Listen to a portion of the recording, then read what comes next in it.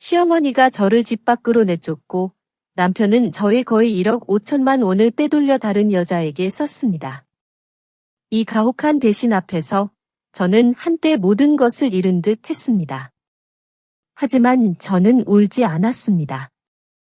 오히려 그 모든 진실은 저를 강하게 만들었습니다. 복수심이 아닌 정의를 위해 저는 철저히 준비했습니다. 그들이 후회할 말과 행동, 이건 단지 시작에 불과했습니다. 계속하기 전에 채널을 구독하고 댓글로 어디에서 듣고 계신지 알려주세요. 제 이름은 김민지입니다. 올해 벌써 35. 지금은 제가 원하던 일을 하며 사랑하는 사람과 함께 살고 있습니다. 제 삶은 이제 더할 나위 없이 평온하고 행복합니다. 하지만 제게도 한때는 숨 쉬는 것조차 버거웠던 시절이 있었습니다. 이 이야기는 바로 그 시절, 제 인생을 송두리째 바꾼 어느 날 밤부터 시작됩니다. 그날 밤, 시어머니 박혜숙 여사님은 저를 집 밖으로 내쫓듯 아파트 문을 잠가버리셨습니다. 제가 차가운 복도에 주저앉아 절망에 빠져 있을 때 옆집 1502호 문이 열렸고 그곳에서 최현우 씨가 나왔습니다. 그는 그저 낯선 이웃이었지만 제게 따뜻한 차 한 잔과 하룻밤 머물 곳을 내어주었습니다. 그리고 불과 얼마 후 저의 진짜 집은 그 1502호, 바로 옆집의 대저택 같은 아파트가 되었습니다. 세상 일은 참 알 수 없습니다. 시어머니는 뒤늦게 제가 얼마나 성공했는지, 얼마나 행복해졌는지 알게 되셨죠. 그분은 저를 찾아와 무릎을 꿇고 애원했습니다. 김민지야, 제발 돌아와줘. 엄마가 다 잘못했어. 우리 준호도 너무 힘들어. 하지만 저는 이미 너무 많은 상처를 받았습니다. 저는 그저 차갑게 한마디 할 수밖에 없었습니다. 어머님. 이제는 제가 돌아갈 집이 없어요. 제 말을 들은 시어머니의 얼굴은 순식간에 하얗게 질렸고 그 자리에서 힘없이 주저앉아 버렸습니다. 마치 떼약볕에 말라버린 흙더미처럼 산산이 무너져 내리는 듯했습니다. 듣기만 해도 기막힌 이야기라고 생각하실 겁니다. 저 역시 그랬으니까요. 하지만 제가 어떻게 그런 차가운 말을 할 수 있었는지, 왜 모든 것을 포기하고 새로운 삶을 선택했는지 이해하시려면 우리 결혼 생활의 시작으로 돌아가야 합니다. 3년 전, 제가 아직 사랑과 결혼을 순진하게 믿었던 그런 시절로 말입니다. 그때 저는 29살이었습니다. 안평건설의 유능한 프로젝트 코디네이터로 인정받으며 일에 대한 열정으로 가득 차 있었습니다. 제 머릿속에는 늘 새로운 건축 설계 아이디어로 가득했고 언젠가 저만의 건물을 짓고 싶다는 꿈을 키우고 있었습니다. 그리고 제 인생에는 이준호 씨가 있었습니다. 말 그대로 제 세상의 전부였습니다. 준호 씨는 같은 건축 업계에서 일했지만 규모는 훨씬 작은 회사의 아들이었습니다. 저는 그의 당당한 모습과 자신감에 반했고 그는 제 밝고 긍정적인 성격에 끌렸다고 말했습니다. 저희는 불꽃 같은 격정적인 사랑은 아니었지만 서로에게 깊이 의지하고 미래를 함께 꿈꾸는 그런 잔잔하고 따뜻한 사랑이라고 믿었습니다. 저희는 결혼을 약속했고 그의 부모님은 제가 가진 재능과 배경에 만족해 하셨습니다. 특히 저희 부모님이 결혼 전 제가 살던 아파트, 그러니까 제가 직접 설계하고 공들여 꾸민 작은 아파트 한 채를 제 이름으로 해주셨을 때 시어머니 박혜숙 여사님은 그 어느 때보다 활짝 웃으셨습니다. 당신 아들이 복이 많다고 좋은 며느리를 얻었다고 연신 칭찬하셨죠. 그 아파트는 역세권에 위치한 신축 아파트였기에 시세도 꽤 나가는 편이었습니다. 그 당시 시어머니의 눈빛은 마치 보물이라도 발견한 듯 반짝였습니다. 저희는 조촐한 결혼식을 올렸습니다. 화려하진 않았지만 서로를 향한 진심과 행복한 미래에 대한 기대감으로 가득 찬 소중한 날이었습니다. 신혼집은 제가 가진 그 아파트에서 시작했습니다. 저는 결혼 생활에 대한 큰 꿈을 꾸었습니다. 따뜻하고 화목한 가정을 꾸리고 남편과 함께 서로 의지하며 아이를 낳아 알콩달콩 살아가는 그런 평범하지만 소중한 꿈이었습니다. 퇴근 후 함께 장을 보고 주말에는 가까운 공원으로 산책을 나가는 그런 소소한 행복들이 제게는 세상의 전부였습니다. 처음에는 모든 것이 좋았습니다. 준호 씨는 다정했고 시어머니는 저를 살뜰히 챙겨주셨습니다. 매일 저녁 퇴근하고 집에 오면 따뜻한 밥상이 차려져 있었습니다. 제가 일 때문에 늦는 날이면 준호 씨는 미리 전화해 걱정스러운 목소리로 묻곤 했습니다. 오늘 또 늦어? 저녁은 먹고 다녀. 그런 작은 관심들이 저를 행복하게 했습니다. 시어머니는 저에게 종종 전화해서 안부를 물으셨고 제가 좋아하는 반찬을 해서 가져다 주시기도 했습니다. 저는 그 모든 것이 저를 아끼고 사랑해 주시는 표현이라고 생각했습니다. 그래서 저는 더욱 열심히 살았습니다. 제 능력으로 이 가정을 더 풍요롭게 만들고 싶었습니다. 저희 부모님이 마련해 주신 아파트에 준호 씨와 제 노력이 더해진다면 분명 더 멋진 미래를 만들 수 있을 거라고 믿었습니다. 하지만 사랑이 너무 맹목적이었던 걸까요? 아니면 제가 너무 순진했던 걸까요? 행복할 줄 알았던 그 시간들은 사실 제가 알지 못했던 균열로 가득 차 있었습니다. 저의 세상은 조금씩 아주 미세하게 어긋나기 시작했습니다. 그 균열은 너무 작아서 저는 그때까지도 눈치채지 못했습니다. 오히려 저는 그 작은 틈새를 메우기 위해 더 많은 것을 쏟아부었고 그것이 결국 저를 더 깊은 나락으로 밀어 넣을 줄은 꿈에도 상상하지 못했습니다. 제 삶의 축이 흔들리고 있다는 것을 저는 한참 후에야 알게 되었습니다. 행복이라는 이름으로 포장되었던 제 결혼 생활은 사실 잿빛으로 물들어가고 있었습니다. 결혼 1년쯤 지났을 때부터였을까요?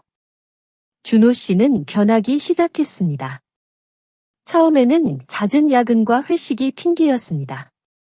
안평건설의 청해만 리조트 프로젝트가 막바지에 접어들면서 저도 모르는 사이에 밤낮 없이 일에 매달렸으니까요. 저는 회사에서 밤늦게까지 프로젝트 진행 상황을 조율하고 동료들과 머리를 맞대며 설계 도면을 수정했습니다. 제 역할은 단순히 건물을 짓는 것을 넘어 모두의 의견을 조율하고 예산을 관리하며 새로운 아이디어를 제시하는 것이었습니다. 집으로 돌아올 때면 늘 자정을 훌쩍 넘기기 일쑤였습니다. 준호 씨는 그런 저에게 집에 너무 신경을 안 쓰는 거 아니냐고 핀잔을 주곤 했습니다. 하지만 정작 자신은 저녁 식사 자리에 거의 없었습니다. 저는 그가 말하는 파트너와의 술자리를 믿었고 바쁜 남편을 위해 제가 더 열심히 가정을 돌봐야 한다고 생각했습니다. 그의 무관심은 저의 희생을 당연하게 여기는 습관으로 굳어져 갔습니다. 대화는 사라지고 침묵만이 저희 식탁을 채웠습니다. 가끔 제가 퇴근 후 힘들게 돼지고기 조림을 만들면 그는 스마트폰만 보며 한두 숟갈 뜨는 신용만 했습니다. 시어머니 박혜숙 여사님은 노골적으로 제게 요구하는 것이 많아지셨습니다. 준호 씨가 새 차를 바꾸고 싶어 한다고, 당신은 유럽 여행을 가고 싶다고 그런 말들을 에둘러 하시곤 했습니다. 요즘 김 팀장은 아주 잘 나간다며? 우리 준호도 나이가 있는데 슬슬 대형 세단으로 바꿔야지. 며느리가 능력이 있으니 이런 건 어렵지 않겠지. 또는 내 친구들은 다들 유럽 여행 가봤다고 자랑인데 나는 언제쯤 가보겠니? 민지, 내가 돈 좀 보태주면 어떨까? 같은 모진 말들이었습니다. 저는 그 소원을 들어드리기 위해 더 악착같이 일했습니다. 매달 월급을 받으면 절반 이상을 시어머니께 생활비 명목으로 드렸고 나머지는 준호 씨와의 공동 계좌에 넣었습니다. 저희 부모님이 해주신 아파트의 대출금도 제가 거의 다 갚았습니다. 제 눈에는 오직 가족의 행복만 보였습니다. 준호 씨가 새 차를 타고 시어머니께서 유럽에서 즐거워하시는 모습을 상상하며 저는 저의 모든 것을 쏟아부었습니다. 하지만 그들의 눈에 저의 희생은 그저 당연한 것이었습니다. 제가 뼈 빠지게 번 돈으로 그들은 제게 감사하다는 말 한마디 없었습니다. 오히려 제가 늦게 들어오거나 그들의 마음에 들지 않는 행동을 하면 시어머니는 제게 대놓고 핀잔을 주셨습니다. 요즘 며느리는 집안일은 뒷전이고 밖으로만 놔두네. 너 같은 애는 우리 준호한테 과분해. 제발 겸손 좀 떨어라 같은 모진 말들이었습니다. 제 자존감은 바닥으로 떨어졌습니다. 제 마음은 점점 잿빛으로 물들어 갔습니다. 퇴근길, 도시의 불빛은 화려했지만 제 마음은 늘 허전하고 차가웠습니다. 늦은 밤, 사람의 그림자마저 외롭게 드리워진 거리를 터덜터덜 걸어갈 때면 온몸에 피로가 몰려왔습니다. 무거운 노트북 가방이 어깨를 짓눌렀고 저는 그저 익숙한 침대에 몸을 뉘고 싶을 뿐이었습니다. 그날 밤도 여느 때와 다르지 않았습니다. 자정이 넘은 시각, 도시가 잠든 시간. 저는 택시에서 내려 비틀거리는 발걸음을 옮겼습니다. 늦가을 밤의 차가운 공기가 야른 외투를 파고들어 저도 모르게 몸을 움츠렸습니다. 저희 아파트는 15층이었습니다. 공동 현관문을 열고 엘리베이터에 몸을 실었습니다. 15층에 도착해 낡은 갈색 나무문 앞에 섰습니다. 너무 지쳐서 손을 들 힘조차 없었지만 주머니 속에서 열쇠 뭉치를 겨우 꺼냈습니다. 익숙한 꽃잎 모양 고리가 달린 열쇠였습니다. 3년 동안 매일 써온 열쇠였으니까요. 저는 열쇠를 자물쇠 구멍에 넣고 한 바퀴 돌렸습니다. 딸깍 소리는 났지만 문은 열리지 않았습니다. 놀라서 열쇠를 빼내 다시 시도했습니다. 딸깍 또다시 문은 굳게 닫혀 있었습니다. 자물쇠는 꼼짝도 하지 않았습니다. 설마 제가 열쇠를 잘못 들고 온 걸까? 저는 주머니에 있던 모든 열쇠를 손바닥에 쏟아냈습니다. 복도의 희미한 불빛 아래에서 저는 제가 가진 열쇠가 분명 제 집 열쇠임을 확인했습니다. 잘못 가져왔을 리가 없었습니다. 그때였습니다.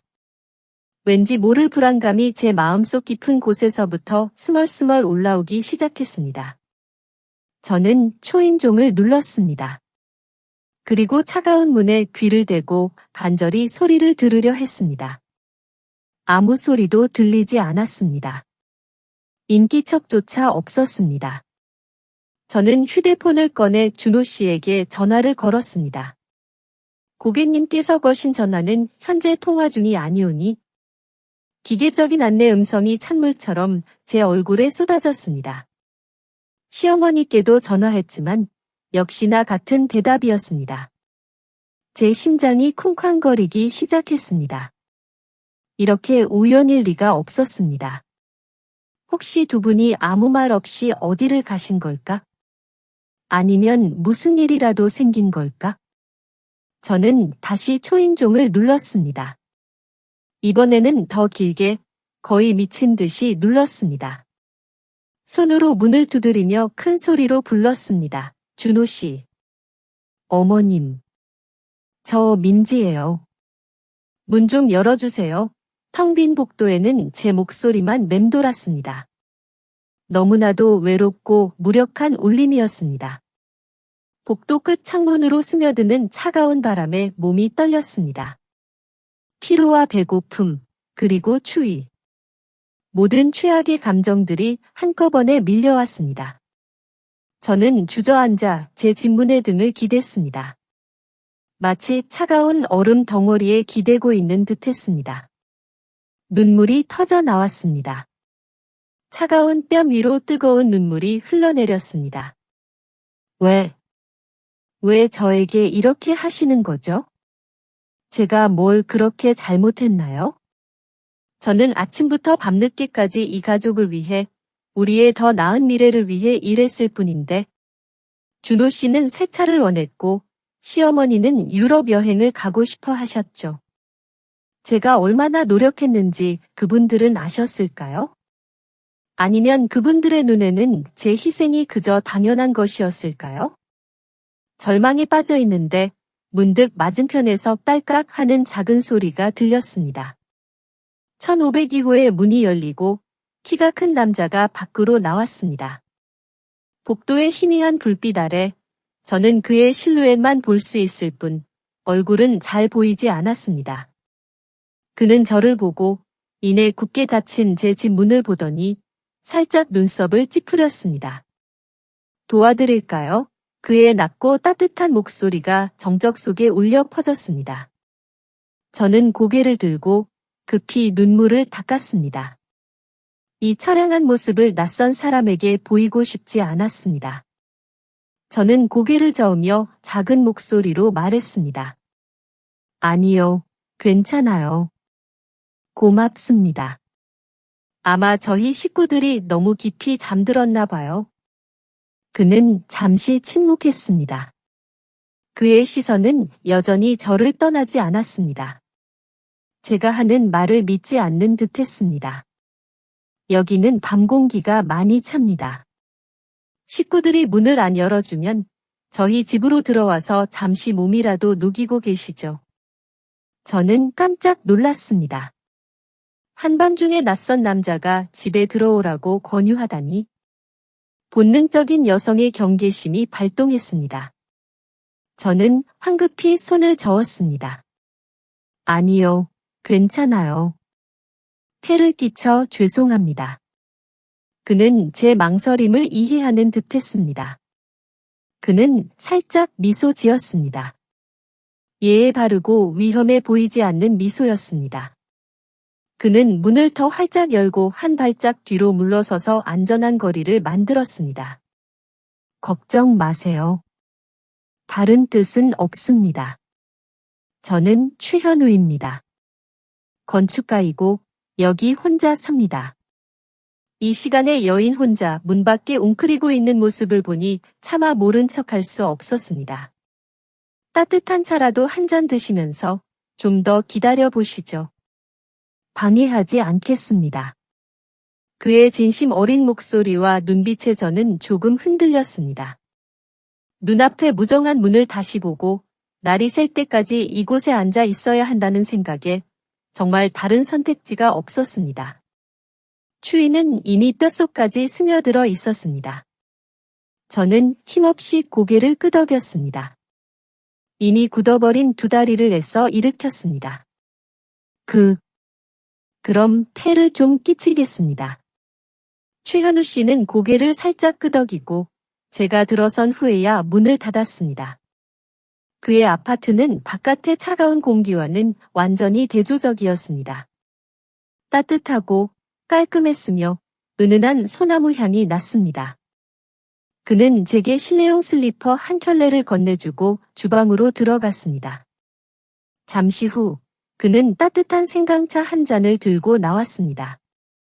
이거 드시면 몸이 좀 따뜻해질 겁니다. 저는 차를 받아들었습니다. 따뜻한 온기가 손바닥으로 퍼지자 저는 거의 울음을 터뜨릴 뻔했습니다. 저는 조심스럽게 소파에 앉아 편안하고 부드러운 감촉을 느꼈습니다. 최현우 씨는 가까이 앉지 않았습니다. 그는 맞은편 1인용 의자에 앉아 아주 예의 바른 거리를 유지하며 손에는 책을 들고 있었습니다. 그는 더 이상 아무것도 묻지 않았고 저를 빤히 쳐다보지도 않았습니다. 그저 제가 평온을 되찾을 수 있도록 조용하고 안락한 공간을 만들어 주었습니다. 그날 밤 저는 낯선 이웃의 집에서 묵었습니다. 제 인생에서 가장 길었던 밤이었습니다. 제 집 문은 여전히 굳게 닫혀 있었지만 다른 문 하나가 뜻밖에도 열려 있었습니다. 그 문 뒤에 폭풍우가 기다리고 있을지 아니면 새로운 세상이 펼쳐질지는 알 수 없었지만요. 저는 그렇게 소파에서 잠이 들었습니다. 길고 격동적인 밤을 보낸 후 완전히 지쳐버린 채로 제가 깨어났을 때 아침 햇살이 창문 틈새로 비집고 들어와 바닥에 반짝이는 빗줄기를 들이우고 있었습니다. 저는 멍하니 주위를 둘러보며 제가 어디에 있는지 알아차리는데 몇 초가 걸렸습니다. 은은한 커피 향이 공기 중에 퍼졌습니다. 최현우 씨는 창가에 서서 커피 한 잔을 들고 조용히 밖을 내다보고 있었습니다. 식탁 위에는 그가 미리 준비해둔 크루아상 한 조각과 따뜻한 우유 한 잔이 놓여 있었습니다. 제가 일어난 것을 본 그는 살짝 미소 지으며 뒤돌아섰습니다. 좋은 아침입니다. 뭐라도 좀 드시고 나중에 생각해 보시죠. 그의 친절함에 저는 미안함과 죄책감이 몰려왔습니다. 저는 작은 목소리로 더듬거리며 말했습니다. 고맙습니다. 어젯밤 정말 많이 고맙습니다.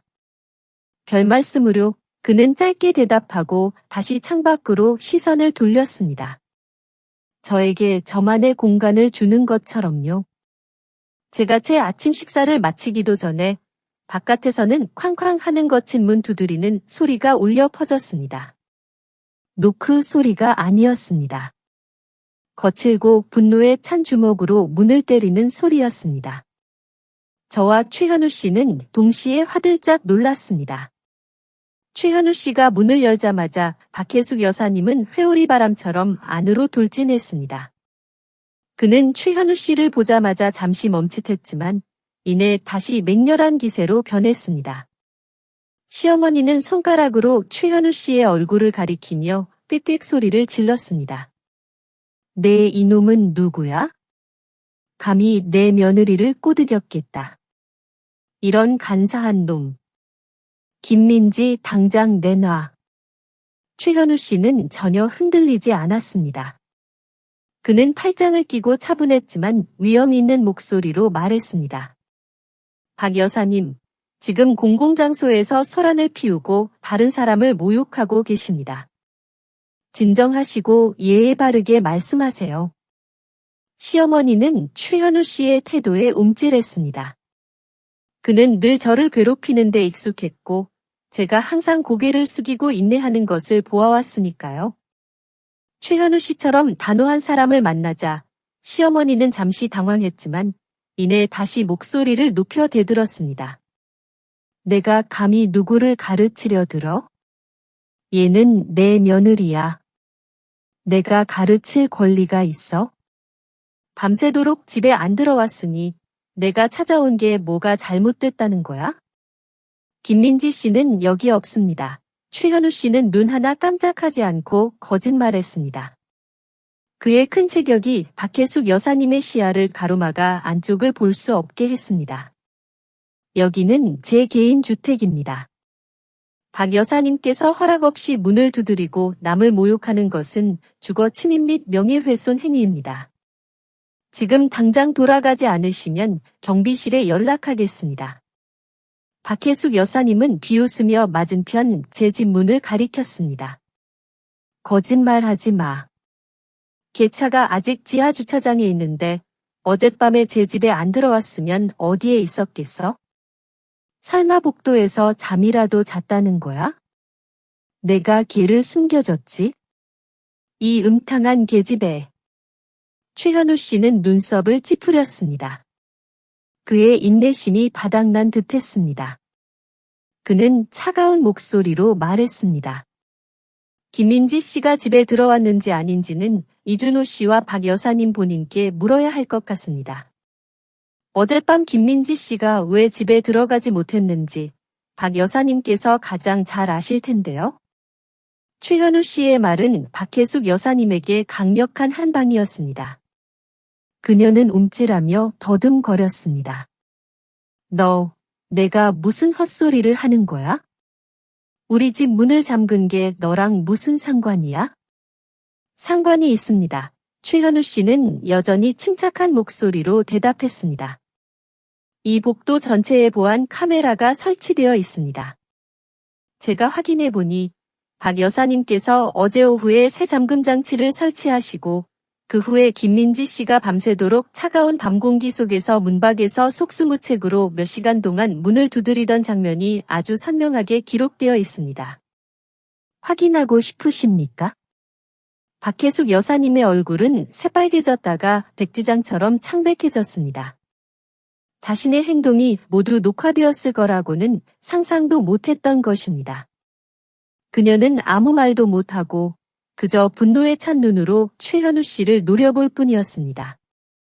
자신이 논리적으로 밀렸다는 것을 안 것입니다. 최현우 씨는 경고하듯 말을 이었습니다. 불법 주거 침입, 무고 및 명예훼손, 이 모든 것은 법적 처벌을 받을 수 있는 행위입니다. 박 여사님께서는 연세도 있으시니 현명하게 행동하시리라 믿습니다. 이제 돌아가 주십시오. 이웃들에게 보기 좋지 않은 모습을 보이지 마시고요. 박혜숙 여사님은 분노와 수치심에 몸을 떨었습니다. 그녀는 한 번도 이렇게 면박당해 본 적이 없었습니다. 그녀는 이를 갈며 최현우 씨를 쏘아보고는 욕설을 중얼거리며 돌아섰습니다. 문이 닫히고 방 안에는 다시 정적이 흘렀습니다. 저는 소파에 앉아 있었지만 온몸이 여전히 떨렸습니다.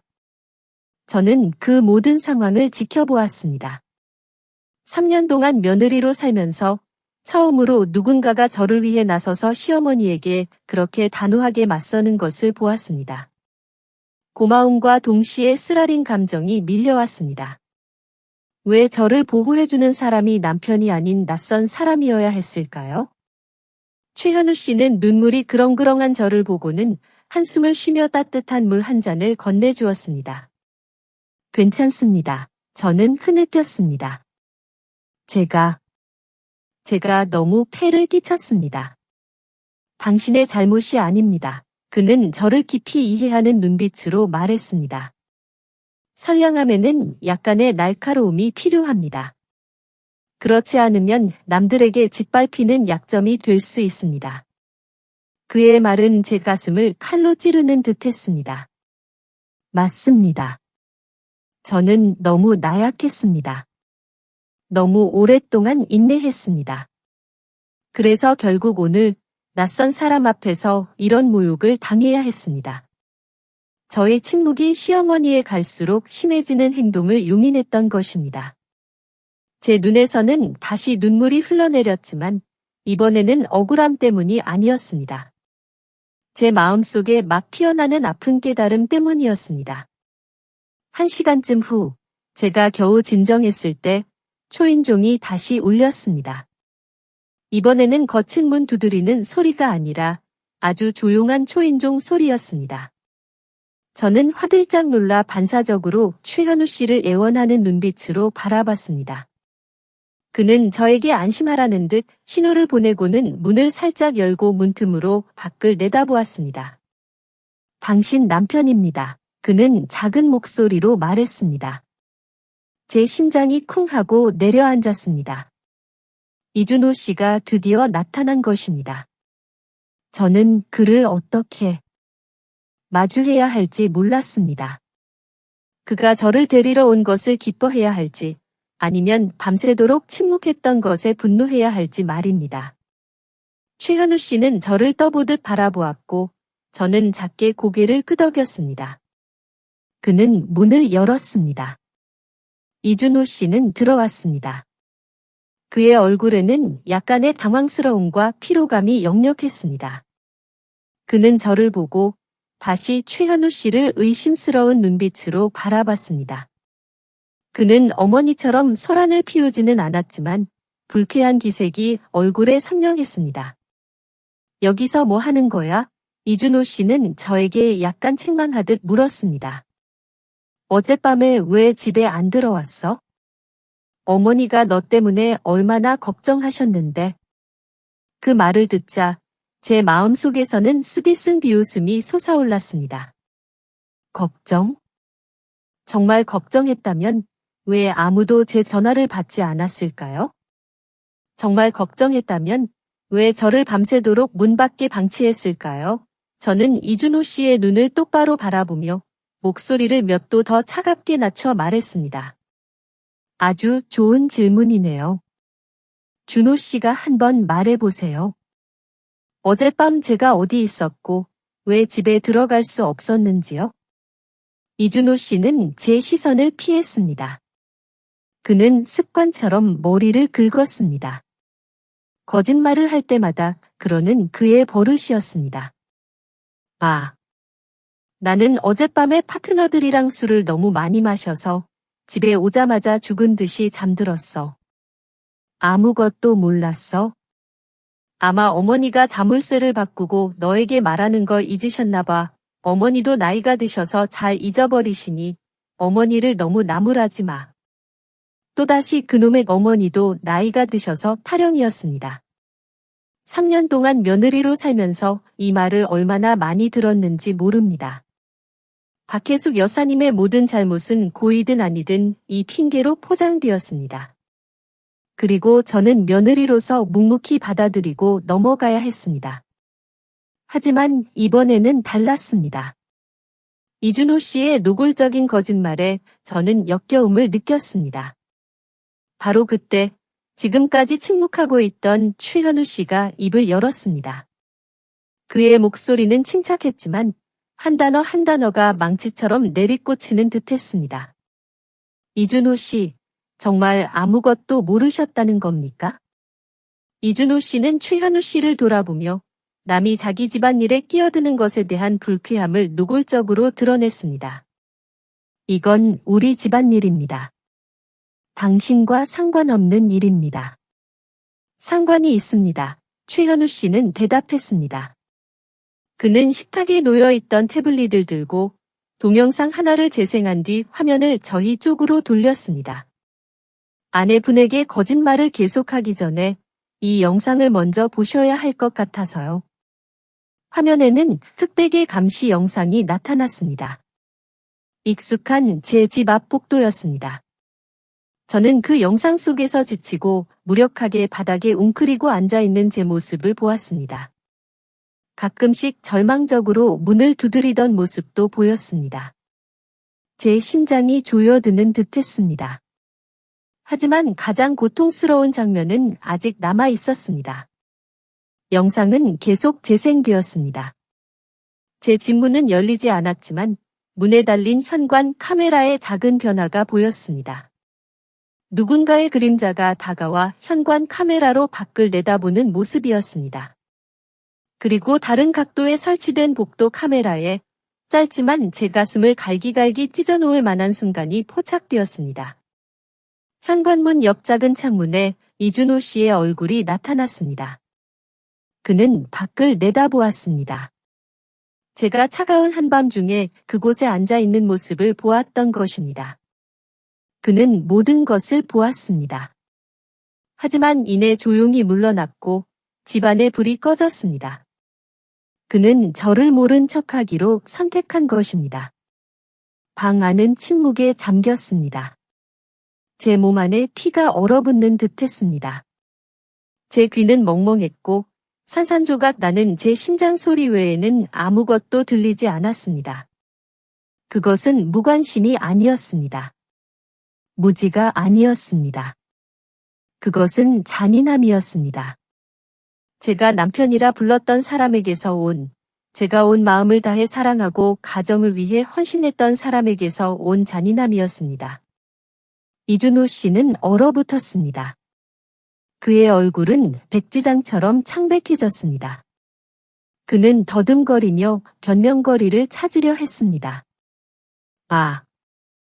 나는 그때 술에 너무 취해서 아무 생각도 못했어. 나는 내가 어떻게 될 줄 알고. 저는 그의 말을 잘라버렸습니다.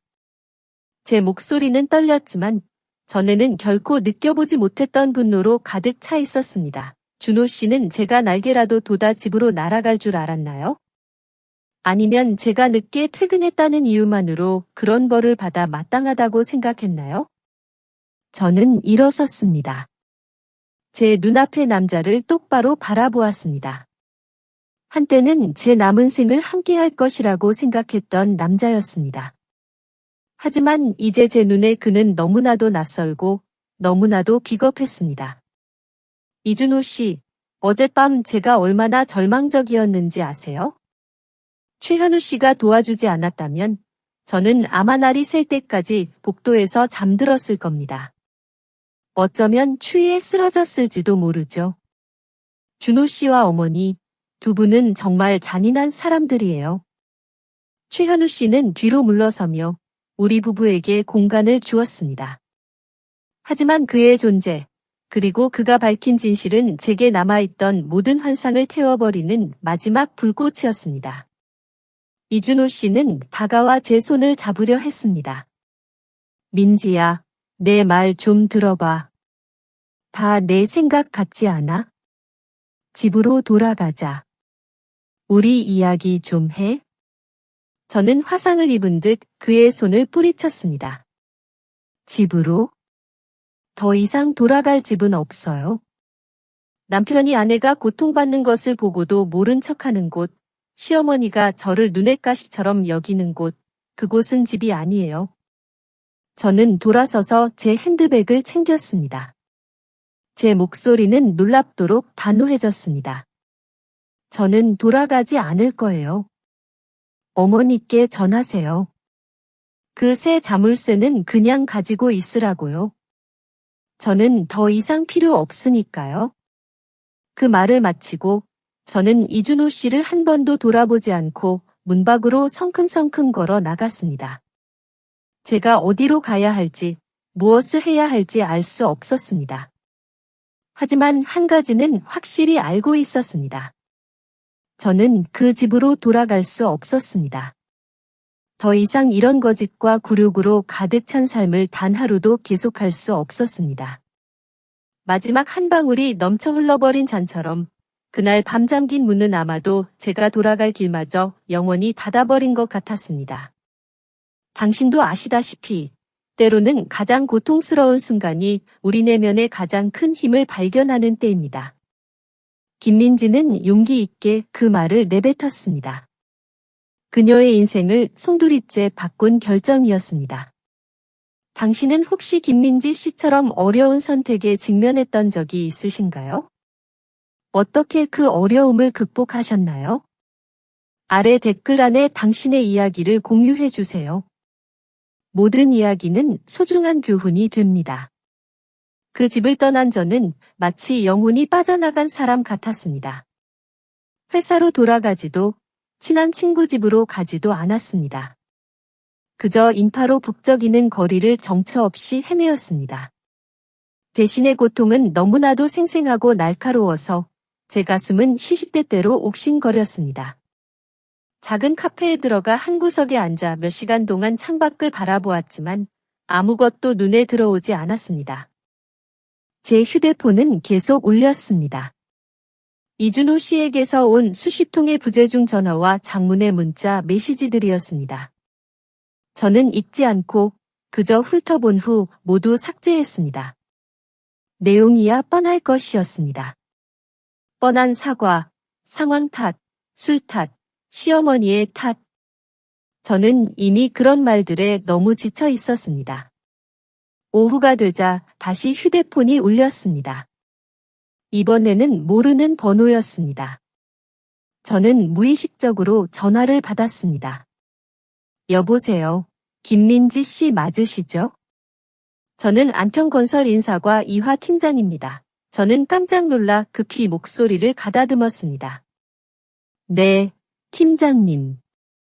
듣고 있습니다. 김민지 씨, 지금 어디세요? 오늘 아침에 회사에 안 보이셔서 부장님이 계속 찾으셨어요. 오늘 오후에 청해만 리조트 프로젝트 관련해서 중요한 회의가 있습니다. 외부 건축 그룹 파트너도 참석하니 진행 상황을 보고해야 해요. 부장님은 이게 큰 기회라고 말씀하셨어요. 저는 번뜩 정신이 들었습니다. 사적인 혼란 때문에 일을 소홀히 할 뻔했다는 것을. 이 프로젝트는 제가 반년 넘게 공들인 것이었습니다. 저는 이대로 무너뜨릴 수 없었습니다. 네, 팀장님. 알겠습니다. 바로 가겠습니다. 저는 화장실로 달려가 찬물로 세수를 하고 정신을 차렸습니다. 옷매무새와 머리를 정리했습니다. 거울 속 제 모습은 눈은 퉁퉁 붓고 얼굴은 초췌한 여인이었습니다. 애써 전문적인 미소를 지으려 했지만 그것은 우는 얼굴보다 더 일그러져 보였습니다.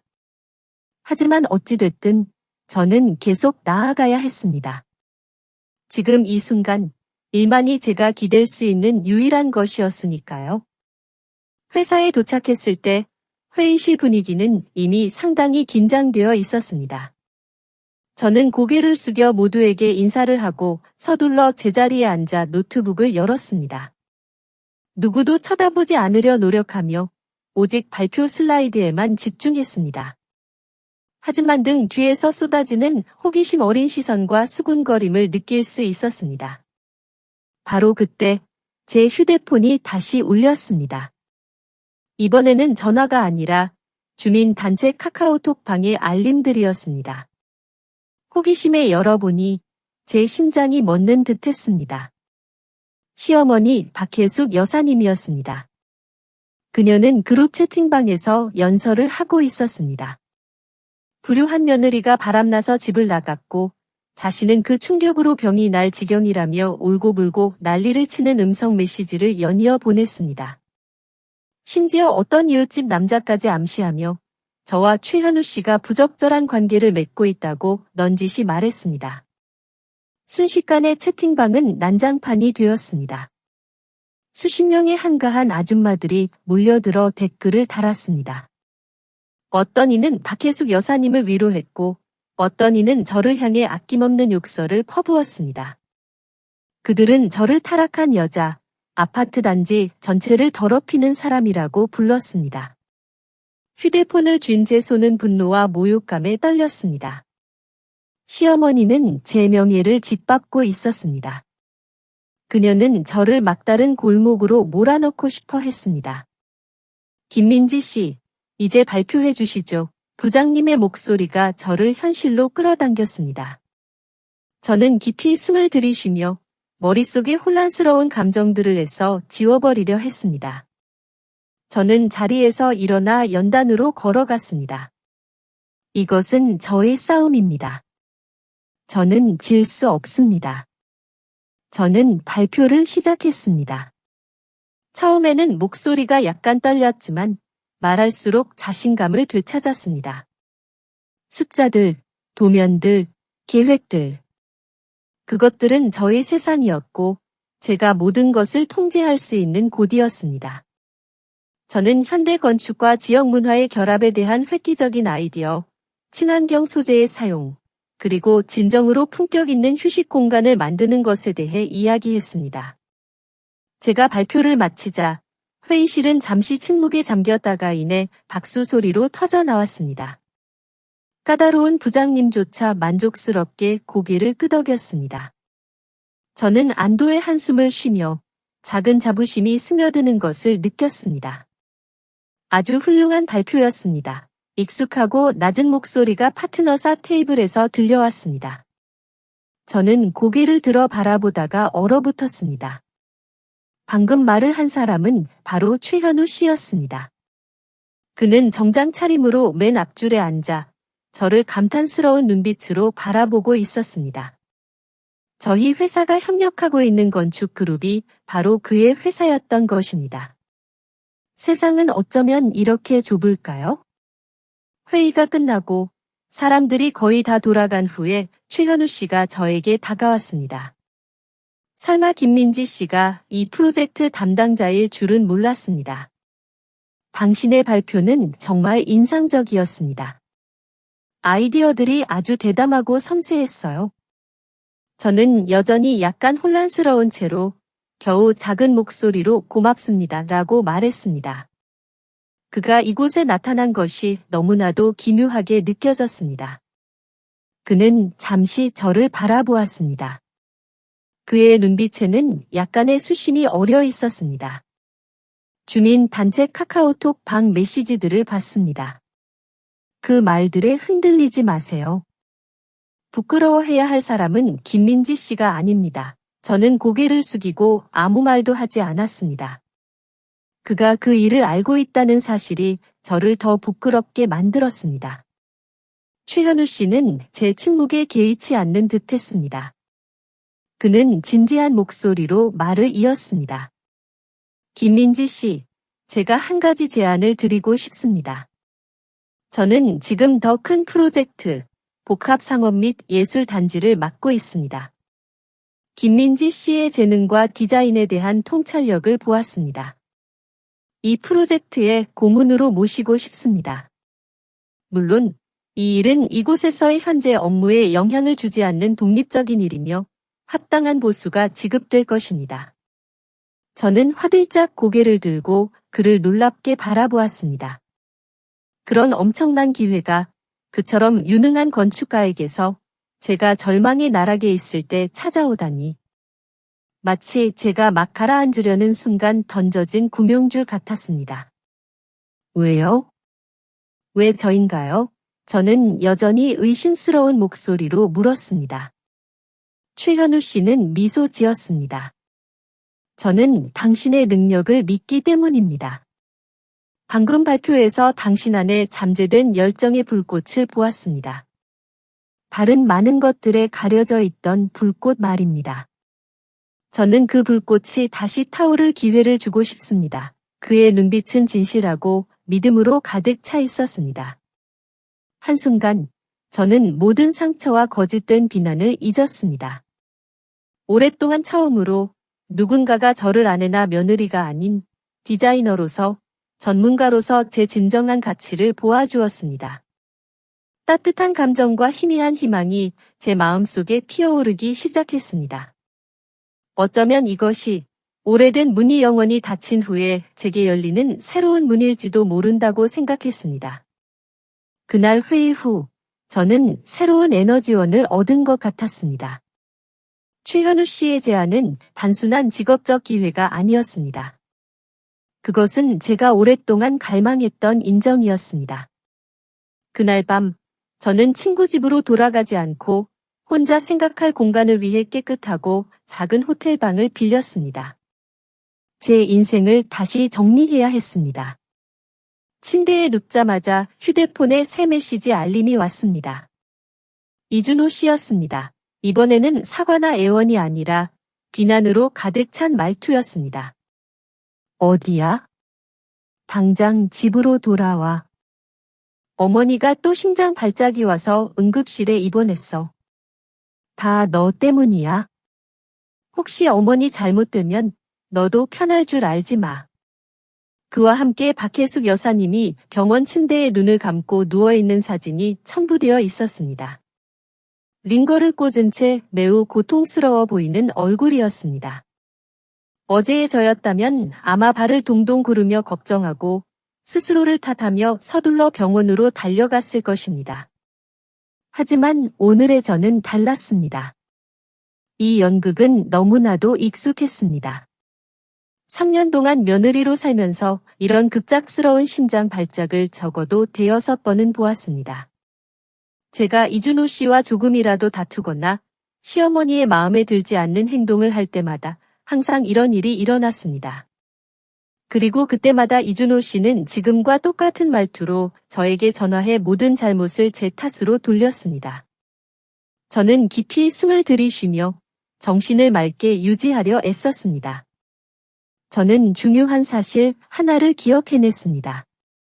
약 2달 전 이준호 씨의 회사에서 직원과 가족을 대상으로 정기건강검진을 실시했습니다.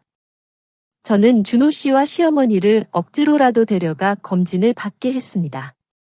저는 시어머니의 건강검진 결과를 이메일에 저장해두고 있었습니다. 저는 노트북을 열어 빠르게 이메일을 찾아보았습니다. 심장, 혈압, 콜레스테롤. 박혜숙 여사님의 모든 수치는 완벽한 수준이었고 심지어 젊은 사람보다도 좋았습니다. 의사도 심장 건강이 매우 좋고 병리학적 징후가 없다고 결론 내렸습니다. 저는 그 건강검진 결과지를 화면 캡처하고 특히 의사의 결론 부분을 빨간색으로 동그라미 쳤습니다. 그리고 저는 침착하게 이준호 씨에게 답장 메시지를 보냈습니다. 저는 따지지도 다투지도 않았습니다. 그저 시어머니의 건강검진 결과 사진을 첨부하고 짧은 문장을 덧붙였습니다. 의사 선생님이 어머니 심장이 아주 건강하다고 하시네요. 아마 어머니께서 너무 연극을 열심히 하셔서 피곤하신가 봐요. 오빠도 어머니께 좀 쉬시라고 전해주세요. 너무 무리하시면 다음 주에 두 분이 예약하신 나트랑 여행에 지장이 생길 수도 있으니까요. 그들이 여행을 예약했다는 사실은 지난주에 우연히 이준호 씨가 친구와 통화하는 것을 듣고 알게 된 것이었습니다. 그는 제게 비밀로 해달라고 신신당부했습니다. 아마도 우리 부부의 공동 계좌에서 돈을 인출할 생각이었을 겁니다. 메시지를 보낸 후 저는 더 이상 어떤 방해도 받고 싶지 않아 휴대폰을 껐습니다. 이상하리만치 마음이 가벼워지는 것을 느꼈습니다. 이렇게 직접적으로 반항한 것은 처음이었습니다. 저는 더 이상 그들이 마음대로 조종하는 꼭두각시가 아니었습니다. 저의 침묵과 인내는 끝났습니다. 이제 저는 진실로 저 자신을 보호해야 할 때였습니다. 과연 그날 밤 내내 제 휴대폰은 잠잠했습니다. 이준호 씨에게서 온 전화나 문자 메시지는 더 이상 없었습니다. 분명 그는 제 메시지를 받고 할 말을 잃었을 것입니다. 그들의 서투른 연극은 반박할 수 없는 방식으로 폭로된 것이었습니다. 다음 날 아침, 저는 최현우 씨에게 전화해서 그의 제안에 대한 답을 하기로 했습니다. 최현우 씨, 저 김민지예요. 어제 제안해 주신 일, 제가 맡겠습니다. 이런 기회를 주셔서 정말 고맙습니다. 전화기 저편에서 최현우 씨의 목소리는 아주 기뻐하는 듯했습니다. 잘 됐네요. 김민지 씨가 거절하지 않을 줄 알았습니다. 그럼 오늘 저녁 7시에 더 네스트 카페에서 만나서 프로젝트에 대해 더 자세히 이야기할 수 있을까요? 저는 진정한 설렘을 느끼며 대답했습니다. 네, 좋습니다. 그날 저녁, 저는 약속 시간보다 10분 일찍 도착했습니다. 최현우 씨는 이미 그곳에 있었습니다. 그는 테이블에 펼쳐진 커다란 설계 도면들을 주의 깊게 보고 있었습니다. 저를 본 그는 고개를 들고 미소 지었습니다. 그의 미소는 정말 따뜻했습니다. 상대방을 편안하게 해주는 미소였습니다. 저희의 첫 업무 회의는 매우 순조롭게 진행되었습니다. 최현우 씨는 복합단지의 전체적인 아이디어와 그가 추구하는 디자인 철학에 대해 설명했습니다. 저는 프로젝트 코디네이터로서의 경험과 날카로운 통찰력을 바탕으로 공간 배치의 비합리적인 부분을 몇 가지 지적하고 미학을 유지하면서도 기능성을 최적화할 수 있는 해결책들을 제안했습니다. 우리는 열정적으로 토론하고 의견을 교환하며 서로의 아이디어를 보완했습니다. 마치 우리 둘 사이에 보이지 않는 전문적인 연결고리가 있는 듯했습니다.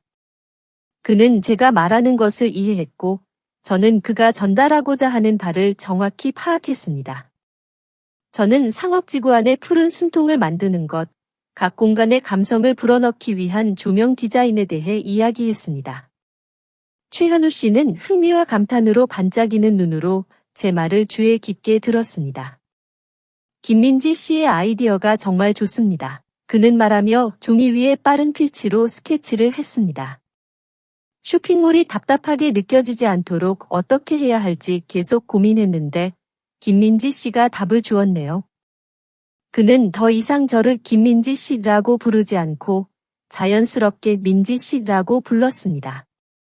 그리고 저 역시 그를 최현우 씨라고 부르는 것이 더 이상 어색하지 않았습니다. 우리 사이에 있던 거리가 공동의 열정으로 지워진 듯했습니다. 저는 업무를 할 때 제가 파탄난 결혼 생활을 하는 여자라는 사실, 억울하고 고통스러웠던 과거를 잊었습니다. 저는 그저 민지였습니다. 디자인을 사랑하고 창조적인 분위기 속에서 살고 숨쉬는 사람. 오랫동안 잃었던 긍정적인 에너지를 다시 찾고 있었습니다. 때로는 밤늦게까지 일하다 저녁 식사 시간조차 잊어버리곤 했습니다. 최현우 씨가 먼저 알아차리고는 자리에서 일어나 기지개를 켜며 말하곤 했습니다. 이런, 배고프네. 주방에 뭐 먹을 게 있나 봐야겠어요. 그의 요리 실력은 그의 디자인 실력만큼이나 뛰어났습니다. 그는 냉장고에 남아있는 계란 몇 개와 채소 몇 가지로 향긋한 볶음 국수를 뚝딱 만들어냈습니다. 우리는 작업실 테이블에 앉아 미완성 도면들 사이에 둘러싸여 식사를 했습니다. 식사를 하면서도 계속 일에 대해 토론했습니다. 그런 소박한 식사들이 어떤 성대한 만찬보다도 따뜻하고 맛있게 느껴졌습니다. 그곳에는 존중, 나눔, 그리고 공감대가 있었습니다. 저는 이준호 씨와 살았던 수년 동안 이런 순간들이 단 한 번도 없었다는 것을 깨달았습니다. 가족 식사는 늘 침묵 속에서 혹은 시어머니의 잔소리 속에서 이루어졌습니다. 이준호 씨는 휴대폰만 쳐다볼 뿐 제 일에 대해 묻는 법도 없었고 자기 일을 제게 이야기하는 법도 없었습니다. 저의 열정은 그와 시어머니에게 그저 허황되고 쓸모없는 것이었습니다. 그들은 제가 얼마나 돈을 벌어오는지, 제가 며느리로서의 본분을 얼마나 잘 지키는지에만 관심이 있었습니다. 최현우 씨와 함께 일할수록 저는 제가 지난 세월 동안 얼마나 유해한 결혼 생활 속에 스스로를 가두고 있었는지 깨달았습니다. 저의 재능, 저의 열망, 이 모든 것이 경시되고 억압당했습니다. 최현우 씨 옆에서 저는 마치 메마른 나무가 물을 얻은 듯 했습니다. 저는 자신감을 되찾고 제 자신의 가치를 다시 찾기 시작했습니다. 제 미소는 더 밝아졌고 눈빛도 더 이상 침울하지 않았습니다. 저는 그 변화를 알아차리지 못했지만 최현우 씨는 알아차렸습니다. 어느 날 저녁 우리가 프로젝트의 중요한 부분을 막 마쳤을 때 그가 갑자기 말했습니다. 요즘 민지 씨는 정말 달라 보여요. 훨씬 밝아졌어요. 저는 살짝 부끄러워 고개를 숙였습니다. 아마 제가 좋아하는 일을 해서 그런가 봐요. 단지 그뿐만이 아닙니다. 최현우 씨는 저를 깊은 눈으로 바라보며 말했습니다. 자신만의 가치를 알아보기 시작했기 때문입니다. 그 누구에게도 당신이 충분히 뛰어나지 않다고 말하게 두지 마세요. 민지 씨는 원석과 같아요. 제대로 다듬기만 하면 눈부시게 빛날 겁니다. 그의 말은 제 마음 가장 깊은 곳을 울렸습니다. 갑자기 눈물이 터져 나왔지만 이번에는 억울함 때문이 아니었습니다. 감동과 고마움의 눈물이었습니다. 오랫동안 처음으로 누군가가 저의 진짜 모습을 꿰뚫어 보았습니다. 저의 상처와 숨겨진 잠재력까지 모두 보아주었습니다. 가짜 병으로 저를 속이려던 연극이 저에게 보기 좋게 들통난 후 시어머니는 며칠 동안 정말로 잠잠한 듯했습니다. 더 이상 전화로 욕설을 하거나 문자로 저를 괴롭히지도 않았습니다. 저는 아마 그들이 더 이상 어찌할 수 없다는 것을 알고 물러섰다고 생각하기 시작했습니다. 하지만 저는 착각했습니다. 박혜숙 여사님 같은 성격의 사람에게 침묵은 그저 더 큰 폭풍을 준비하는 시간일 뿐이었습니다. 사건은 어느 주말 저녁에 일어났습니다. 여느 때처럼 저는 최현우 씨의 아파트에서 함께 일하고 있었습니다. 건물 외벽 자재 선택에 대해 열띤 토론을 벌이고 있는데 갑자기 초인종이 미친 듯이 연달아 울렸습니다. 동시에 쿵쾅거리는 문 두드리는 소리와 함께 익숙한 박혜숙 여사님의 고함 소리가 들렸습니다. 김민지 이년아. 당장 문 열어. 내가 그 남자랑 안에 있는 거 다 알아. 문 열어. 하지만 이번에는 그녀 혼자가 아니었습니다. 저는 다른 몇몇 아줌마들의 웅성거리는 소리를 들었습니다. 현관 카메라로 보니 혼란스러운 광경이었습니다. 박혜숙 여사님은 분노로 얼굴이 빨개진 채 문 앞에 서 있었습니다. 그 뒤에는 늘 한가하고 남의 일에 참견하기 좋아하는 아파트 주민 아줌마들이 무리를 지어 서 있었습니다. 모두 손에 휴대폰을 들고 카메라를 켠 채 마치 블록버스터 영화를 촬영할 준비라도 하는 듯했습니다. 저 사람들이 뭘 하려는 거지? 저는 겁에 질려 얼굴이 창백해졌습니다. 최현우 씨는 그저 눈썹을 찌푸렸지만 그의 얼굴은 놀랍도록 침착했습니다. 그는 제 어깨에 손을 얹고 말했습니다. 진정하세요. 민지 씨, 두려워하지 마세요. 제가 이미 이 일을 예상했습니다. 그냥 여기 앉아 계세요. 그는 말하더니 침착하게 걸어갔습니다. 하지만 문을 열러 간 것이 아니었습니다. 그는 작업 테이블로 가서 서류 뭉치와 휴대폰을 집어들었습니다. 그는 어떤 번호를 누르고 작은 목소리로 말했습니다. 15층으로 올라오시면 됩니다. 그 말을 마치고 나서야 그는 여유롭게 문으로 걸어가 문을 열었습니다. 문이 살짝 열리자마자 박혜숙 여사님은 회오리 바람처럼 안으로 돌진했습니다. 그 뒤를 이어 아파트 주민 아줌마들이 우르르 몰려왔습니다. 카메라들이 우리를 향해 연신 번쩍였습니다. 이것 봐요, 여러분. 이 간통한 계집애가 현장에서 잡혔어요. 내 며느리예요. 멀쩡히 남편 있는 애가 한밤중에 낯선 남자 집에 있다니. 이번엔 내가 어떻게 변명할지 보자. 그녀는 소리를 지르며 손가락으로 저를 가리켰습니다. 저는 꼼짝없이 서서 수치심과 분노에 아무 말도 할 수 없었습니다. 수십 개의 엿보는 시선과 악독한 수군거림 속에서 그저 당하고만 서 있을 뿐이었습니다. 저 아줌마 정말 불쌍하다. 어쩌다 저런 며느리를 얻었을까? 저 남자도 키 크고 잘생겼네. 그러니 저 여자가 홀딱 넘어갔지. 모두 증거로 남겨서 남편한테 보내야 해. 그 혼란 속에서 최현우 씨가 목소리를 냈습니다. 그의 목소리는 크지 않았지만 단호했고 모든 소음을 잠재우기에 충분했습니다. 죄송합니다, 여러분. 여기서 뭐 하시는 겁니까? 허락 없이 남의 집에 무단 침입하고 허락 없이 촬영하는 것이 불법 주거 침입이라는 것을 아십니까? 박혜숙 여사님은 비웃었습니다. 내가 감히 나를 협박하려 들어? 내가 내 며느리 바람 피우는 걸 잡으러 왔는데 뭐가 잘못됐다는 거야? 걔는 아직 내 아들의 아내이고 우리 집 사람이야. 박 여사님, 착각하고 계십니다. 최현우 씨는 침착하게 대답했습니다. 그는 손에 든 서류 뭉치를 들어 올렸습니다. 김민지 씨는 현재 이 아파트의 제 임차인입니다. 여기 양측 서명이 있는 임대차 계약서가 있습니다. 법적으로 그녀는 이곳에서 거주하고 일할 모든 권리가 있습니다. 그리고 저는 집주인으로서 가끔 들러 점검하거나 업무를 인수인계하는 것은 완전히 합법적인 일입니다. 그는 전문적으로 작성된 임대차 계약서의 페이지들을 넘겼습니다. 계약서에는 모든 조항, 임대료, 그리고 우리 둘의 서명이 명확하게 기재되어 있었습니다. 물론 그것은 최현우 씨가 이런 상황에 대비해 미리 준비해 둔 가짜 계약서였습니다.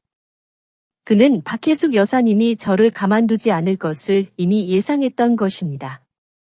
그리고 여기 계신 여러분들, 최현우 씨는 군중을 향해 돌아섰습니다. 박 여사님께서 여러분께 무슨 말씀을 하셨는지 모르겠지만 박 여사님을 따라 제 집에 들어와 다른 사람을 모욕하는 행위는 무고에 가담하는 것입니다. 여러분의 모든 모습은 제보한 카메라에 녹화되었습니다. 저는 명예훼손 및 사생활 침해죄로 여러분 한 분 한 분을 고소할 수 있습니다. 군중은 술렁이기 시작했습니다. 처음에 기세등등했던 표정은 당황과 불안으로 바뀌었습니다. 그들은 서로를 바라보고 박혜숙 여사님을 원망스러운 눈빛으로 보았습니다. 바로 그때 아파트 경비원 2명이 다가왔습니다. 무슨 일입니까? 소란 신고를 받고 왔습니다. 최현우 씨는 박혜숙 여사님과 군중을 가리켰습니다. 이분들이 제 집에 무단 침입하여 소란을 피우고 제 임차인을 무고하고 있습니다. 이분들을 모두 밖으로 내보내 주시고 사건 보고서를 작성해 주십시오. 저는 나중에 아파트 관리 사무소와 이야기하겠습니다. 경비원들은 최현우 씨의 설명과 임대차 계약서를 확인한 후 빠르게 상황을 이해했습니다. 그들은 박혜숙 여사님 무리를 밖으로 내보내기 시작했습니다. 논리적으로 밀리고 망신을 당한 군중은 빠르게 해산했습니다. 박혜숙 여사님을 원망스러운 눈빛으로 쏘아보면서 말입니다. 이제 복도에는 박혜숙 여사님 혼자 덩그러니 남았습니다. 그녀의 얼굴은 새빨개졌다가 창백해졌고 분노와 치욕에 몸을 떨었습니다. 그녀는 자신이 공들여 준비한 연극이 이렇게 완벽하게 폭로될 것이라고는 상상도 못했던 것입니다. 그녀는 이를 갈며 저와 최현우 씨를 손가락으로 가리키며 소리 질렀습니다. 네 이놈들 두고 보자. 두고 볼 거야. 그녀는 그 말을 남기고 분한 듯 돌아섰습니다. 문이 닫히고 방 안에는 다시 정적이 찾아왔습니다. 저는 소파에 주저앉았습니다. 심장은 여전히 쿵쾅거렸습니다. 모든 일이 너무나도 빠르게, 너무나도 극적으로 일어났습니다. 저는 최현우 씨를 바라보았습니다. 마음속에는 감사함과 존경심이 가득했습니다. 그는 똑똑하고 유능할 뿐만 아니라 저를 보호하기 위해 모든 것을 미리 예상하고 준비해둔 아주 세심하고 섬세한 사람이었습니다. 괜찮습니까? 그는 제게 물으며 물 한 잔을 건네주었습니다. 저는 고개를 끄덕일 뿐 아무 말도 할 수 없었습니다. 그는 제 옆에 앉아 한숨을 쉬었습니다. 아무래도 민지 씨의 싸움은 아직 길 것 같습니다. 하지만 걱정 마세요. 혼자 싸우는 것이 아닙니다. 그의 말, 그리고 그의 존재는 폭풍 속에서 흔들리지 않는 등대 같았습니다.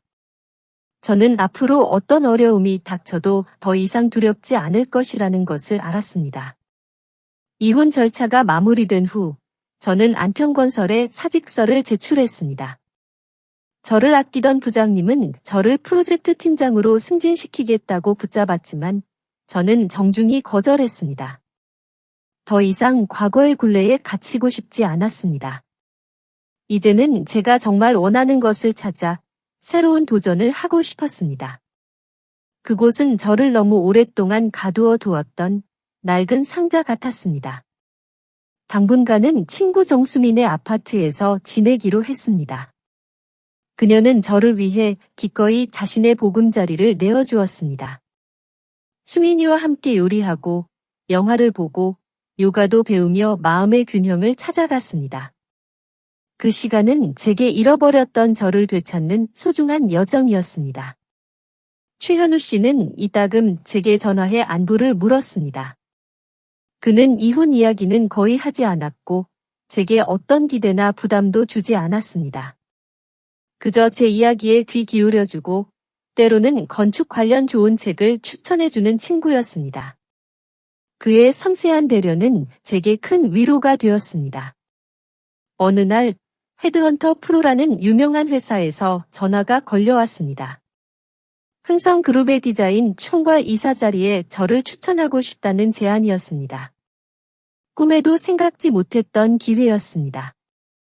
저는 용기를 내어 면접에 응했습니다. 김태성 회장님과의 면접은 마치 저의 건축 철학을 발표하는 자리 같았습니다.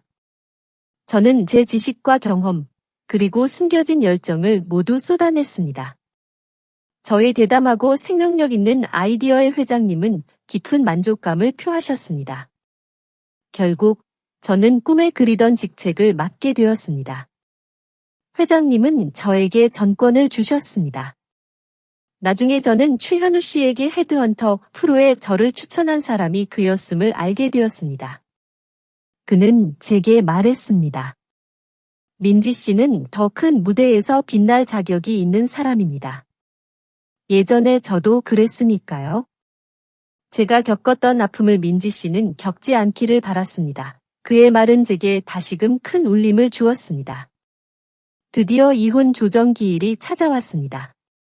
저는 정수민 변호사와 함께 법률사무소 회의실로 들어섰습니다. 그곳에는 이미 이준호 씨와 박혜숙 여사님, 그리고 그들의 어딘가 미숙해 보이는 변호사가 앉아 있었습니다. 이준호 씨는 살이 쪽 빠져 초췌해 보였습니다. 그는 고개를 푹 숙인 채 제 눈을 감히 마주치려 하지 않았습니다. 박혜숙 여사님 역시 예전의 그 위세등등하고 모진 기색은 온데간데 없었습니다. 둘 다 피곤하고 긴장한 기색이 역력했습니다. 회담이 시작되었습니다. 제 대리인인 수민이는 명확하고 간결하게 이혼 합의서의 조항들을 설명했습니다. 제가 결혼 전에 부모님으로부터 받은 아파트는 당연히 제 소유였습니다. 이준호 씨가 타고 다니던 고급 승용차는 비록 그의 이름으로 되어 있었지만 결혼 생활 중 공동 재산으로 구매한 것이므로 매각 후 반분해야 했습니다. 가장 중요한 것은 이준호 씨가 몰래 빼돌린 재산과 돈이었습니다. 수민이는 모든 증거를 제시했습니다. 은행 계좌 이체 내역, 이지훈, 준호 씨의 사촌 동생, 명의로 구매한 약 1억 8천만 원 상당의 고급 승용차 계약서 사본, 점고 예쁜 여자에게 명품을 사준 영수증들, 그리고 결정적으로 이준호 씨와 그 여자가 다른 고급 아파트에 다정하게 드나드는 사진들까지 반박할 수 없는 증거들이었습니다. 이준호 씨 측 변호사는 그것이 사업 투자나 사교 관계라고 억지로 변명하려 했지만 너무나 명확한 증거와 수민이의 날카로운 논리 앞에서 모든 변명은 무기력하고 우스꽝스러웠습니다. 수민이는 마지막 제안을 했습니다. 제 의뢰인인 김민지 씨는 지난 결혼 생활 동안의 정 때문에 이준호 씨의 기망 및 외도 행위에 대해 형사소송을 제기하지 않기로 결정했습니다. 대신 이준호 씨가 공동 계좌에서 인출한 약 1억 5천만 원과 사촌 동생 명의로 차를 구매하는 데 사용한 돈, 총 약 5억 원을 재산으로 환산하여 김민지 씨에게 반환할 것을 요구합니다. 이는 이준호 씨가 안평건설의 모든 지분을 김민지 씨에게 양도해야 한다는 의미입니다. 만약 동의하지 않는다면 우리는 법원에 소송을 제기할 것입니다. 그렇게 되면 이준호 씨는 재산을 잃을 뿐만 아니라 징역형에 처해질 수도 있습니다. 수민이의 제안은 이준호 씨와 박혜숙 여사님에게 벼락처럼 내리꽂혔습니다. 안평건설은 그의 모든 열정과 희망이 담긴 회사였습니다. 그것마저 잃으면 그는 모든 것을 잃는 백수나 다름없었으니까요. 이준호 씨는 저를 바라보았습니다. 그의 눈빛에는 애원이 가득했습니다. 민지야, 제발 이렇게까지 하지 마. 내가 잘못했어. 나에게 살 길을 열어줘. 옆에 앉아있던 박혜숙 여사님은 흐느끼며 억울함을 호소했습니다. 하늘이시여, 저희 집안은 무슨 죄를 지었길래 저런 독한 며느리를 만나서 아들이 죽을 지경이 됐는데. 불쌍한 내 아들. 민지야, 부부란 어차피 무릎을 맞대고 사는 건데 뭐가 그리 대수라고 이렇게까지 하니? 하지만 저는 그들의 말을 차가운 심장으로 들었습니다. 동정심도 증오심도 없었습니다. 그저 평온함만이 있었습니다. 박 여사님과 이준호 씨, 이제 우리 사이에는 어떤 인연도 남아있지 않습니다. 제 목소리는 부드러웠지만 단호했습니다. 그 인연은 두 분께서 제가 집에 갇히도록 냉정하게 내버려 두시던 그 밤에 이미 끝났습니다. 저는 제 삶을 짓밟았던 사람들을 도울 의무가 없습니다. 그리고 이준호 씨, 당신은 남자이고 두 팔 두 다리 멀쩡한데 왜 직접 일어서서 다시 시작하지 않고 당신이 배신한 전 아내의 동정을 구합니까? 당신의 오늘 몰락은 제가 아니라 당신 자신 때문입니다. 누구도 탓할 수 없습니다. 그 말을 마치고 저는 더 이상 그들을 보고 싶지 않아 돌아서 버렸습니다. 증거와 법정 소송의 위협 앞에서 이준호 씨는 결국 떨리는 손으로 이혼 합의서에 서명할 수밖에 없었습니다. 그가 펜을 놓는 순간 저는 진정한 해방감을 느꼈습니다. 저의 지옥 같던 결혼 생활은 공식적으로 끝났습니다. 저는 저의 정당한 권리를 되찾았습니다. 하지만 하늘은 배신자를 더 철저히 응징하고 싶었던 모양입니다. 우리가 법률사무소를 막 나섰을 때 이준호 씨의 휴대폰이 울렸습니다. 그가 전화를 받자 이미 창백했던 그의 얼굴은 더욱 새하얗게 질려버렸습니다. 그는 복도 한가운데서 주저앉아 마치 넋이 나간 사람처럼 중얼거렸습니다. 끝났어. 정말 끝났어? 이준호 씨와 함께 왔던 한 사람이 말했습니다. 이준호 씨 회사에 크게 의존하던 대형 건설 파트너사가 부채로 인해 파산 선고를 했다는 것입니다. 이는 이준호 씨 회사가 그들에게 빌려준 막대한 공사 대금을 회수할 수 없게 되었다는 의미였습니다. 그의 회사는 이미 경영난에 허덕이고 있었는데 이제 막대한 부채까지 떠안게 되었으니 파산은 시간 문제였습니다. 저는 이준호 씨를 보았습니다. 한때는 제 남편이었던 그 남자가 바닥에 주저앉아 처량하게 흐느끼고 있었습니다. 저는 통쾌함도 느끼지 못했습니다. 그저 운명의 아이러니를 느낄 뿐이었습니다. 심은 대로 거두는 법, 그의 오늘몰락은 그가 저질렀던 모든 행동의 결과였습니다. 이혼 절차가 끝나고 저는 모든 에너지를 흥성그룹에서의 새로운 일에 쏟아부었습니다. 회장님은 제게 전권을 주셨고 저는 물 만난 물고기처럼 활기차게 일했습니다. 제가 담당한 프로젝트들은 모두 성공을 거두었고 회사의 명성과 큰 이익을 가져다 주었습니다. 이곳의 업무 환경은 이전과는 완전히 달랐습니다. 역동적이고 전문적이며 경쟁적이었습니다. 저는 늘 자유롭게 창의적인 아이디어를 내고 중요한 결정을 내릴 수 있었습니다. 단순히 돈을 버는 것을 넘어 저의 열정과 자아실현의 갈망을 충족시키는 일이었습니다. 퇴근 후에는 여전히 최현우 씨와 함께 그의 예술복합단지 프로젝트 고문으로 일했습니다. 우리는 완벽한 파트너였습니다. 함께 작업할수록 제가 단순한 업무기계가 아니라 진정한 공동 작업자라는 것을 느꼈습니다. 그는 제게 영감을 주었고 저는 그의 아이디어에 현실적인 시각을 더했습니다. 우리는 서로의 눈빛만 봐도 무엇을 원하는지 알 수 있었습니다. 어느 날 최현우 씨가 제게 말했습니다. 요즘 민지 씨는 정말 달라 보여요. 훨씬 밝아졌습니다. 저는 조금 부끄러워 고개를 숙였습니다. 제가 좋아하는 일을 해서 그런가 봐요. 단지 그뿐만이 아닙니다. 그의 눈빛은 깊었습니다. 자신만의 가치를 알아보기 시작했기 때문입니다. 누구에게도 당신이 충분히 뛰어나지 않다고 말하게 두지 마세요.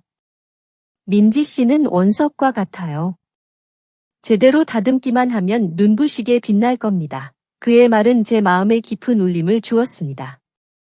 최현우 씨는 제게 국내에서 권위 있는 건축 공모전인 녹색 건축상에 제가 가장 아끼는 프로젝트를 출품해보라고 권유했습니다.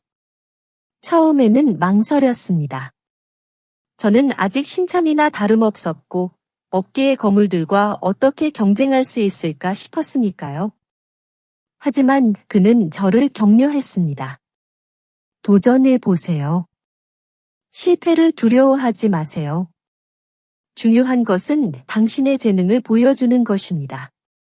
그의 말을 믿고 저는 안평건설에서 했던 해변 리조트 개조 프로젝트를 더욱 발전시켜 출품했습니다. 밤샘 작업을 거듭하며 설계 도면과 발표 자료를 완성했습니다. 결과 발표 날 저는 큰 기대는 하지 않았습니다. 그런데 믿을 수 없는 일이 일어났습니다. 제 이름이 호명되었습니다. 장려상이나 유망주상이 아니었습니다. 올해의 녹색 건축상 금상은 바다의 숨결 프로젝트를 설계한 김민지 디자이너에게 돌아갑니다. 저는 강당 한가운데서 얼어붙었습니다. 귀가 멍멍했고 믿을 수 없었습니다. 사람들은 저를 존경스러운 눈빛으로 바라보며 박수를 보냈습니다. 저는 무대에 올라갔습니다. 떨리는 손으로 귀한 황금 트로피를 받았습니다. 플래시가 끊임없이 터졌습니다. 영광의 단상 위에 서서 끊임없는 노력의 결실을 손에 쥔 채 저는 울었습니다. 행복과 자부심의 눈물이었습니다. 해냈습니다. 누구에게도 의지하지 않고 제 스스로 저의 가치를 증명해 보였습니다. 오늘날의 저는 진정으로 빛나고 있었습니다. 무대 위에서 행복과 축하에 휩싸여 있을 때 저는 객석 아래에서 익숙한 그림자를 발견했습니다. 젠틀한 정장 차림의 키 큰 남자가 밝은 미소를 지으며 저를 향해 박수를 보내고 있었습니다. 최현우 씨였습니다. 제 심장이 마구 뛰었습니다. 그는 분명 중요한 이탈리아 국제 건축 컨퍼런스에 참석하고 있을 시간이었는데 어떻게 여기에 있는 걸까요? 시상식이 끝나고 언론과의 인터뷰를 마친 후 최현우 씨가 제게 다가왔습니다. 그는 커다란 하얀 장미 꽃다발을 들고 있었습니다. 축하드립니다. 김민지 디자인 총괄 이사님. 당신은 정말 대단합니다. 최현우 씨. 어떻게 여기에 계세요? 이탈리아 컨퍼런스는요? 저는 여전히 어리둥절해서 물었습니다. 그는 미소 지었습니다. 컨퍼런스는 비디오로 다시 볼 수 있지만 민지 씨가 무대에서 빛나는 순간은 단 한 번뿐이니까요. 저는 그 순간을 놓칠 수 없었습니다. 그의 말은 제 가슴을 녹였습니다. 그는 유럽에서 여기까지 긴 비행을 감수하고 저의 중요한 순간을 함께하기 위해 온 것이었습니다. 김민지 씨의 길고 긴 이야기는 여기서 마무리됩니다. 여러분은 김민지 씨의 결정에 대해 어떻게 생각하시나요? 만약 당신이라면 다른 선택을 하셨을까요? 여러분의 생각을 댓글로 공유해 주세요. 저는 언제나 하나하나 소중히 읽어봅니다. 이 이야기가 여러분에게 어떤 생각이나 감동을 주었다면 좋아요를 눌러주시고 같은 감정을 느낄 만한 분들과 공유해 주세요. 그리고 다음 숨겨진 이야기들을 놓치지 않으려면 며느리의 눈물 채널을 구독해 주세요. 다음 이야기에서 다시 만나요. 그리고 다음번에는 바로 당신이 새로운 인생의 주인공이 될지도 모릅니다.